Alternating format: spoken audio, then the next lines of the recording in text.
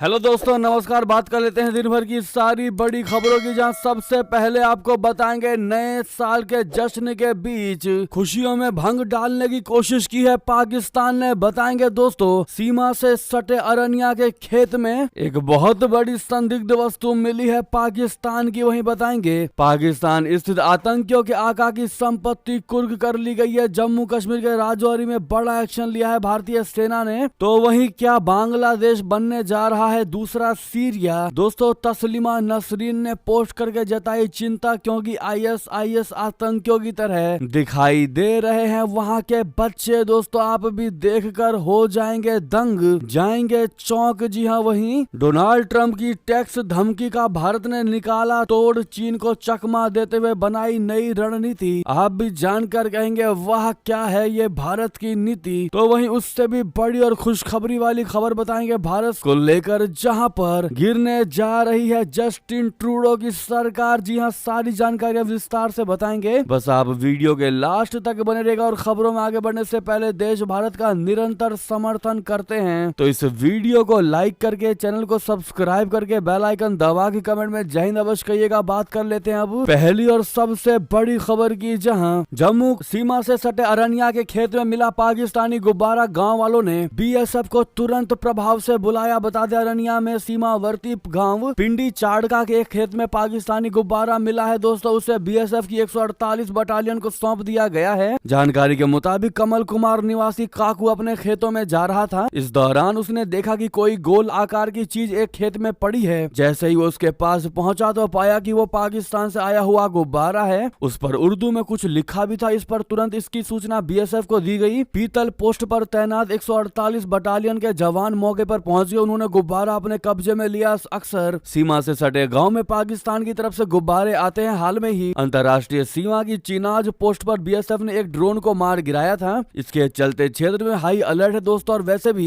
नया साल आ रहा है और नए साल में पूरा भारत जश्न के माहौल में डूबा होता है। इस बीच जश्न में भंग डालने की कोशिश की जा रही है पाकिस्तान की ओर से, जिसका हर तरीके से जवाब अपनी बीएसएफ और भारतीय सेना देने को तैयार है। उसका एक उदाहरण आपको बता रहे हैं दोस्तों। पाकिस्तान स्थित आतंकियों के आका की संपत्ति कुर्क कर ली गई है अपने भारतीय मोदी सरकार की ओर से। जम्मू कश्मीर के राजौरी में बड़ा एक्शन लिया है भारतीय सेना ने। बता दें, जम्मू कश्मीर के राजौरी जिले में पुलिस ने शुक्रवार को पाकिस्तान स्थित आतंकवादियों के आका की संपत्ति कुर्क कर ली। अधिकारियों ने बताया कि बुधल के समोटे गांव में घोषित अपराधी जिया उल रहमान की 19 मरला जमीन को कुर्क कर लिया गया है। उन्होंने बताया कि यह कार्यवाही पुलिस अधीक्षक कोटरंका वजाहत हुसैन और तहसीलदार सैयद साहिल के नेतृत्व में हुई है दोस्तों। तो वहीं आपको बता दें, जिस इस्लामिक मुल्क जा रहे हैं प्रधानमंत्री नरेंद्र मोदी जी, उस पर कब्जा करना चाहता था सद्दाम हुसैन, जिसको पड़ गया था बड़ा ही भारी। बता दें, महज 44 लाख आबादी वाला एक ऐसा खाड़ी देश जो क्षेत्रफल के लिहाज से तो छोटा है, लेकिन अपने तेल भंडारों के कारण दुनिया की तमाम ताकतों के लिए काफी अहमियत रखता है। जी हाँ, गल्फ देशों के हॉलीवुड कहे जाने वाले कुवैत के साथ भारत के भी ऐतिहासिक और मैत्रीपूर्ण संबंध रहे हैं। सऊदी अरबिया, इराक और ईरान जैसे ताकतवर पड़ोसियों से घिरे कुवैत में करीब 10 लाख भारतीय रहते हैं। प्रधानमंत्री मोदी जी आज यानी 21 और 22 दिसंबर को कुवैत दौरे पर रहने वाले हैं। 43 सालों में ये किसी भारतीय प्रधानमंत्री का पहला कुवैती दौरा है। ऐसे में प्रधानमंत्री मोदी जी का ये कुवैती दौरा क्यों अहम होने वाला है, आपको बता दें। भारत और कुवैत के बीच ऐतिहासिक और घनिष्ठ संबंध रहे हैं, जो समय की कसौटी पर खरे उतरे हैं। भौगोलिक निकटता, ऐतिहासिक व्यापारिक संबंध, सांस्कृतिक समानताएं और कुवैत में बड़ी संख्या में भारतीयों की उपस्थिति इस रिश्ते को और मजबूत करती है। कुवैत भारत की ऊर्जा जरूरतों को पूरा करने के लिए भारत को कच्चे तेल और एलपीजी का एक विश्वसनीय आपूर्तिकर्ता बना हुआ है। वित्त वर्ष 2023-24 के दौरान कुवैत भारत का छठा सबसे बड़ा कच्चा तेल आपूर्तिकर्ता और पेट्रोलियम गैस का चौथा सबसे बड़ा आपूर्तिकर्ता था, और ये भारत की कुल ऊर्जा जरूरतों का लगभग 3.5% पूरा करता था। ऐसे में प्रधानमंत्री जी के इस कुवैती दौरे के लिए happy journey and all the best PM Modi कहना आप लोग मत भूलिएगा दोस्तों। भारी मात्रा में कमेंट करिएगा। और साथ ही साथ अगर आप भी प्रधानमंत्री नरेंद्र मोदी जी के नेतृत्व में मानते हैं कि अपना देश तरक्की वाकई में कर रहा है और अभी तक आपने इस वीडियो को लाइक नहीं किया, तो सामने लाइक का बटन है दोस्तों, जरूर दबा दीजिएगा। अगली खबर की बात कर लेते हैं, जहां क्या बांग्लादेश बनने जा रहा है दूसरा सीरिया। लेखिका तस्लीमा नसरीन ने पोस्ट करके जताई चिंता। बता दिया कि कैसे वहां पर आईएस आतंकियों की तरह दिखाई दे रहे हैं बच्चे। दोस्तों, बांग्लादेश में हिंदुओं से नफरत और उन पर अत्याचार की घटना कोई नई बात नहीं है, लेकिन बांग्लादेश से से जो तस्वीरें अब सामने निकल कर आ रही हैं वो डरावनी है। दरअसल बांग्लादेश के जेसोर के जामिया इस्लामिया मदरसा में एक कल्चरल प्रोग्राम का आयोजन किया गया। इसमें मौलवी ने सभी छात्रों को अपने हिसाब से कपड़े पहनने का निर्देश दिया था। इसके बाद मदरसा के कई छात्र आतंकवादी संगठन ISIS के आतंकियों के जैसे वेशभूषा में आ गए। छात्रों ने आतंकियों के जैसे कपड़े पहने थे और हाथों में हथियार लेकर आए थे। दोस्तों, इसे लेकर बांग्लादेश की प्रसिद्ध लेखिका तस्लीमा नसरीन ने गुरुवार को एक पोस्ट शेयर किया, जैसा कि आप स्क्रीन पर उनके ट्वीट को देख पा रहे हैं, जिसमें छोटे छोटे बच्चे हाथों में बंदूक लिए खड़े थे। नसरीन ने अपनी पोस्ट में कहा कि यही बच्चे आगे चलकर असली हथियार उठाएंगे। सोशल मीडिया पर वायरल इस तस्वीर के होते ही पूछा जाने लगा कि क्या बांग्लादेश दूसरा सीरिया बनने की ओर आगे बढ़ रहा है। इस पर आप क्या जवाब देना चाहेंगे दोस्तों, कमेंट जरूर करिएगा। आपको बता दें, मोहम्मद यूनुस के सलाहकार को भारत की बड़ी फटकार, कहा कुछ भी बोलने से पहले सोच लो क्योंकि ये बर्दाश्त नहीं करेंगे हम। दरअसल भारत ने बांग्लादेश की अंतरिम सरकार के प्रमुख सहयोगी महफूज आलम की विवादास्पद टिप्पणियों को लेकर कड़ा विरोध दर्ज कराया है। नई दिल्ली की ओर से कहा गया है कि ऐसे बयान बर्दाश्त नहीं किए जाएंगे, इसीलिए कुछ भी बोलने से पहले सोच लिया करो। महफूज आलम ने सोशल मीडिया मंच फेसबुक पर एक पोस्ट में कहा था कि भारत को उस विद्रोह को मान्यता देनी चाहिए जिससे तत्कालीन प्रधानमंत्री शेख हसीना को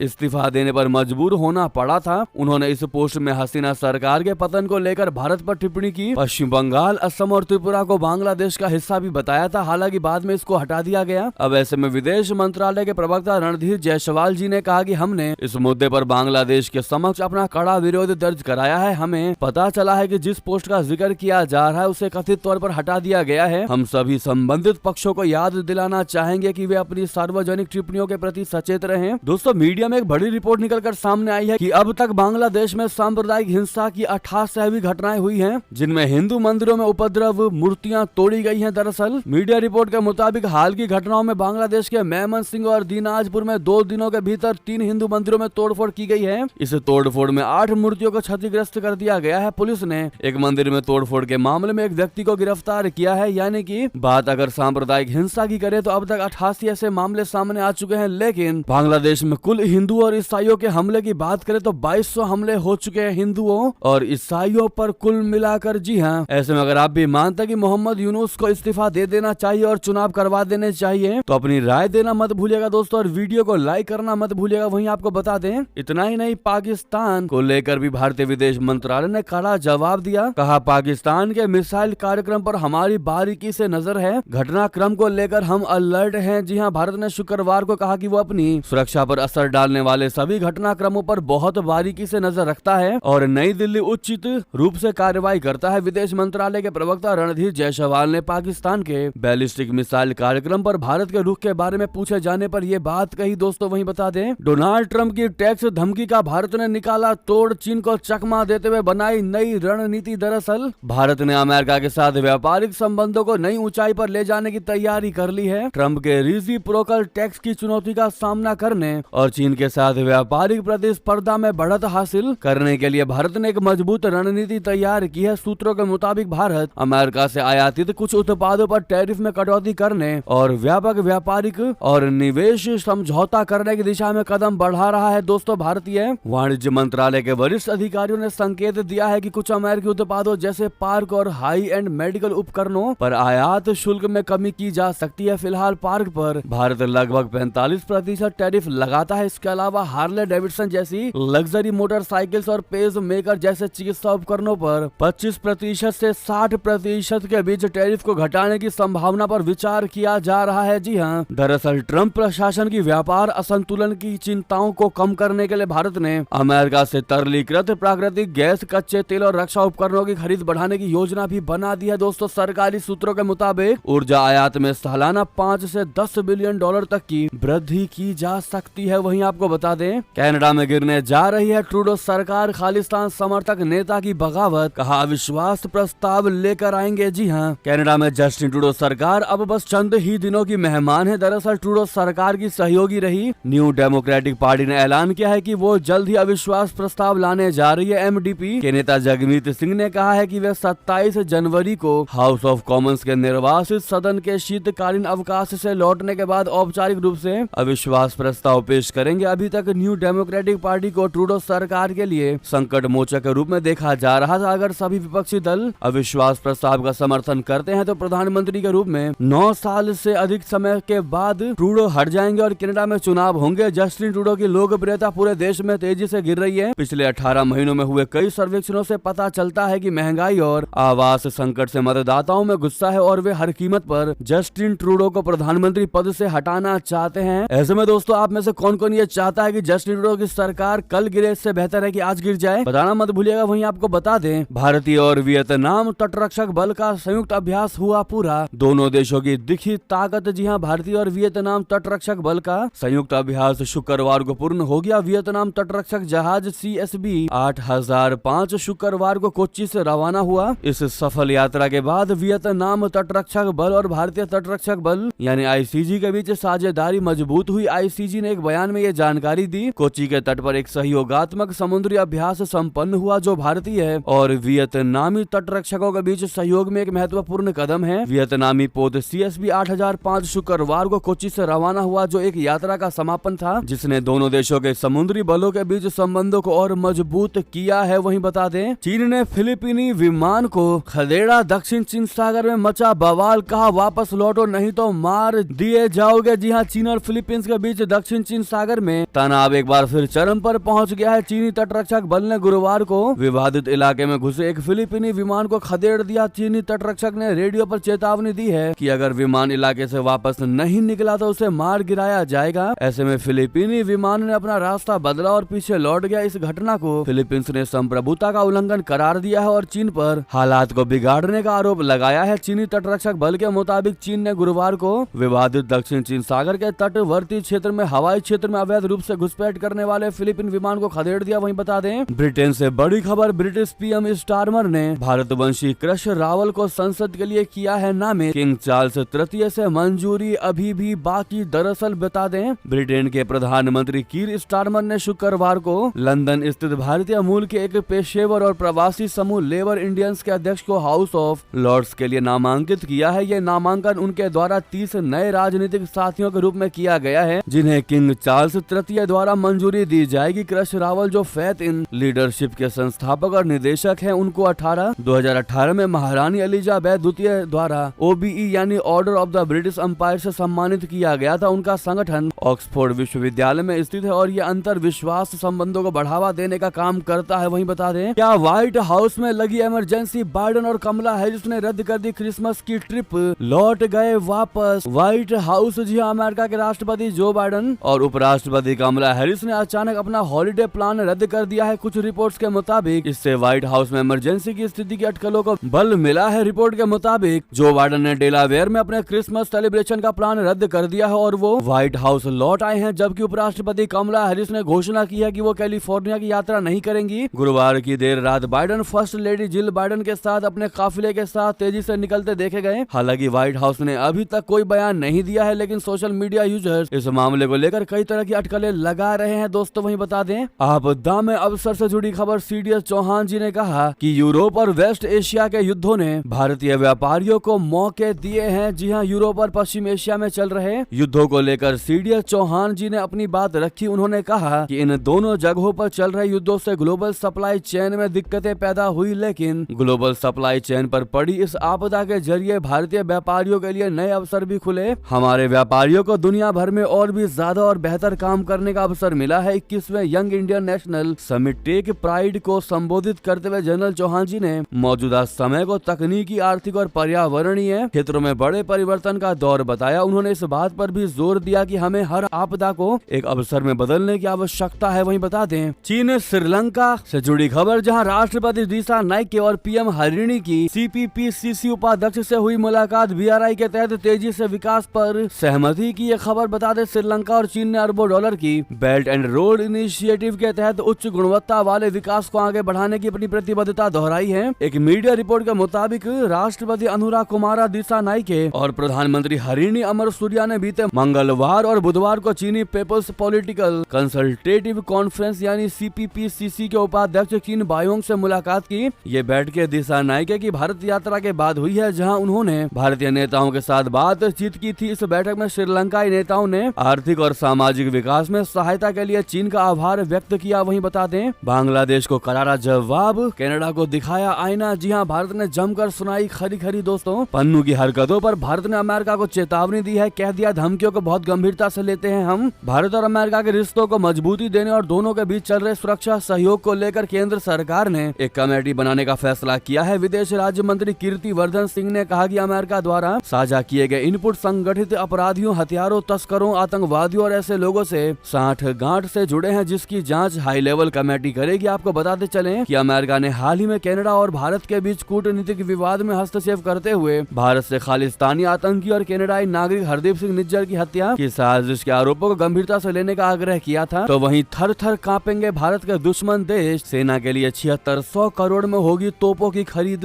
दोस्तों, भारतीय सेना की ताकत को लगातार नई मजबूती मिलती दिखाई दे रही है, खास करके मोदी गवर्नमेंट में। इस कड़ी में रक्षा मंत्रालय सेना के लिए 155 मिलीमीटर बाय 52 कैलिबर की K9 वज्र टी सेल्फ प्रोपेल्ड टैंक तोप की खरीद करने वाला है। इसके लिए लार्सन एंड ट्रूबो लिमिटेड के साथ 7628 करोड़ रुपए के करार पर हस्ताक्षर किया गया। रक्षा मंत्रालय ने शुक्रवार को बताया है कि ये खरीद भारतीय श्रेणी के तहत की जाएगी। अनुबंध पर मंत्रालय के वरिष्ठ अधिकारियों और L&T के प्रतिनिधियों ने रक्षा सचिव राजेश कुमार सिंह की मौजूदगी में हस्ताक्षर किए। वहीं बता दें, उत्तर पूर्वी समुद्र तट पर फंसी रोहिंग्याओं की नौका श्रीलंकाई नौसेना ने 25 बच्चों समेत 102 की बचाई जान। जी हां, श्रीलंका की नौसेना सैकड़ों रोहिंग्याओं के लिए उस वक्त भगवान बन गई जब वो उत्तर पूर्वी तट के निकट समुद्र क्षेत्र में डूबने के कगार पर थे। दुर्घटना की जानकारी मिलते ही श्रीलंका की सेना राहत और बचाव कार्य के लिए मौके पर पहुंच गई। नौसैनिकों ने उत्तर पूर्वी तट पर संकट में फंसे म्यांमार के 25 बच्चों सहित 100 से अधिक रोहिंग्याओं को बचा लिया है। स्थानीय मछुआरों ने इन लोगों को बृहस्पतिवार को मुल्लई तीबू जिले के वेल्ला मुल्ली वेक्कल क्षेत्र में देखा था। कयास लगाए जा रहे थे कि ये लोग ऑस्ट्रेलिया या इंडोनेशिया जा रहे हैं, मगर अचानक समुद्र तट पर उनकी नौका लहरों के बीच में फंस गई। नौसेना के प्रवक्ता ने इस पर कहा कि हमें अभी नहीं पता कि वे समुद्र में संकट में कैसे फंसे और वे कहां जा रहे थे। तो वहीं आपको बता दें, रशिया और यूक्रेन ने एक दूसरे पर कर दी मिसाइलों की भारी बारिश, कईयों की मौत और सैकड़ों इमारतें ध्वस्त। जी हां, रशिया और यूक्रेन के बीच युद्ध के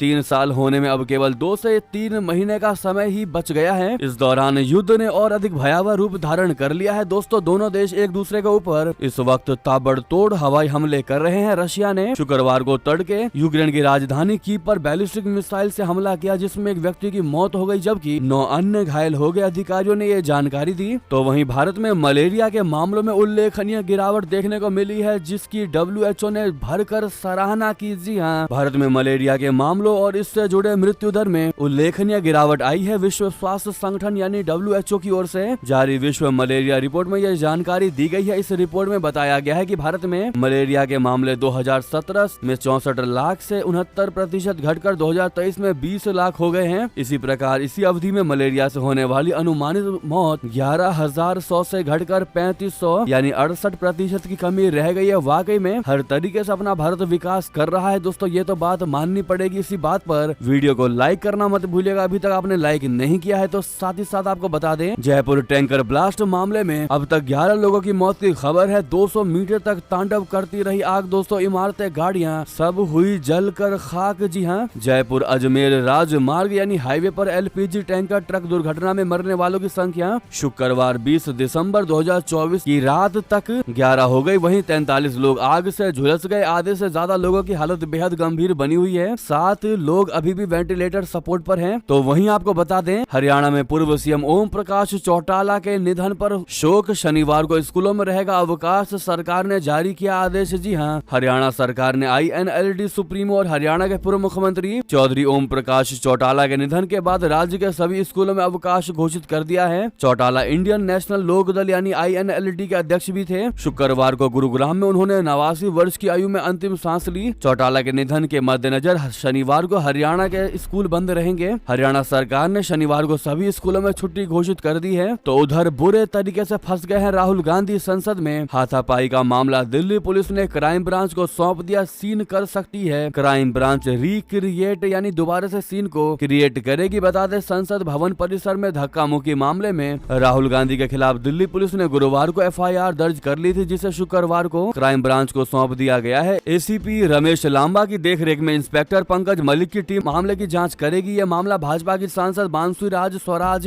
हेमंत जोशी और अनुराग ठाकुर की शिकायत पर संसद मार्ग थाने में दर्ज किया गया है। तो वहीं बता दें, दिल्ली की 70 सीटों के लिए बीजेपी के 230 संभावित उम्मीदवारों की सूची तैयार। तैयार। आखिर कब तक जारी हो सकती है इनकी लिस्ट, बता दें देश की राजधानी दिल्ली में अगले साल विधानसभा चुनाव होना है। वहीं चुनाव को देखते हुए यहाँ पर प्रमुख दलों ने अपनी तैयारियां शुरू कर दी है। इनमें से कई दलों ने तो अपने सभी प्रत्याशियों के नामों की घोषणा भी कर दी है। इन सब के बीच भारतीय जनता पार्टी की तैयारियों पर भी सभी की निगाहें हैं। फिलहाल मिली जानकारी के मुताबिक आगामी विधानसभा चुनाव के लिए भारतीय जनता पार्टी की ओर से गठित राज्य चुनाव समिति ने कुल 70 सीट के लिए लगभग 225 से 230 संभावित उम्मीदवारों के नामों की सूची तैयार की है और कयास ये लगाए जा रहे हैं कि आखिरी लिस्ट जल्द तैयार हो सकती है। वहीं बता दें केजरीवाल ने अपने पूर्वांचली वोटरों से क्यों कही ये बात, कहा बीजेपी वाले आए तो अपनी डिटेल्स मत देना, ये वोट कटवा देंगे। दरअसल अरविंद केजरीवाल ने बीजेपी पर पूर्वांचली लोगों के वोट काटने की साजिश का आरोप लगाया। केजरीवाल ने कहा कि जेपी नड्डा ने संसद में दिल्ली में रह रहे पूर्वांचली लोगों का अपमान किया। आरोप लगाया कि बीजेपी कार्यकर्ता पूर्वांचली लोगों के नाम वोटर लिस्ट से कटवा रही है। तो वहीं बीजेपी प्रमुख जेपी नड्डा के संसद में दिए एक बयान का हवाला देते हुए केजरीवाल ने कहा कि नड्डा ने पूर्वांचली समाज के लोगों का अपमान किया था, रोहिंग्या और बांग्लादेशी घुसपैठियों से तुलना की थी। वहीं आपको बता दें किसान आंदोलन के बीच मोदी सरकार का अन्नदाताओं को बहुत बड़ा तोहफा, बढ़ाई एमएसपी, इन राज्यों को होगा बड़ा फायदा। दोस्तों केंद्र सरकार ने शुक्रवार को 855 करोड़ रुपए के बजट परिव्यय के साथ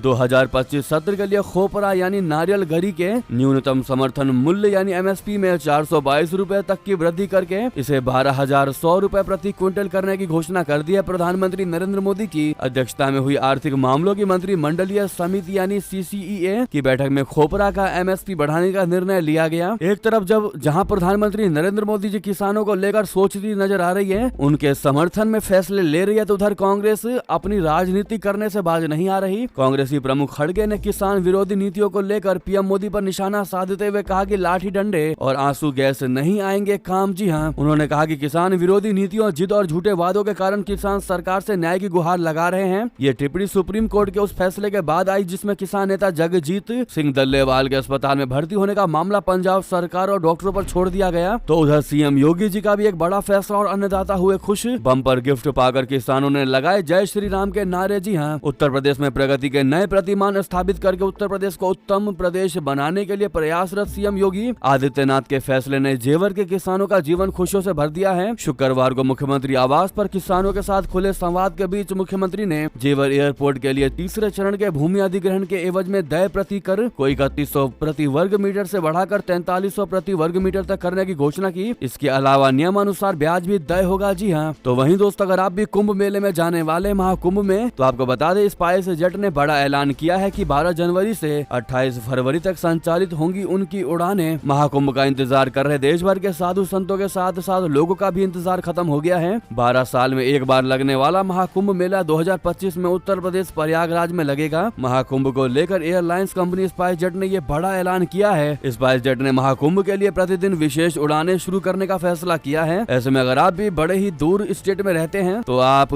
फ्लाइट्स का सहारा ले सकते हैं। दोस्तों इसी बीच ये थी अभी की सारी बड़ी खबरें। आपको खबर कैसी लगी कमेंट में बताना बिल्कुल मत भूलिएगा। इस वीडियो को भी लाइक करके चैनल को सब्सक्राइब करके बेल आइकन दबा के कमेंट में जय हिंद कहते हुए वीडियो को दोस्तों में, भाइयों में, साथियों में, रिश्तेदारों में शेयर करना मत भूलिएगा। मिलते अगली खबर में, और यहाँ तक बने रहने के लिए आप सभी का बहुत बहुत धन्यवाद। जय हिंद, जय भारत।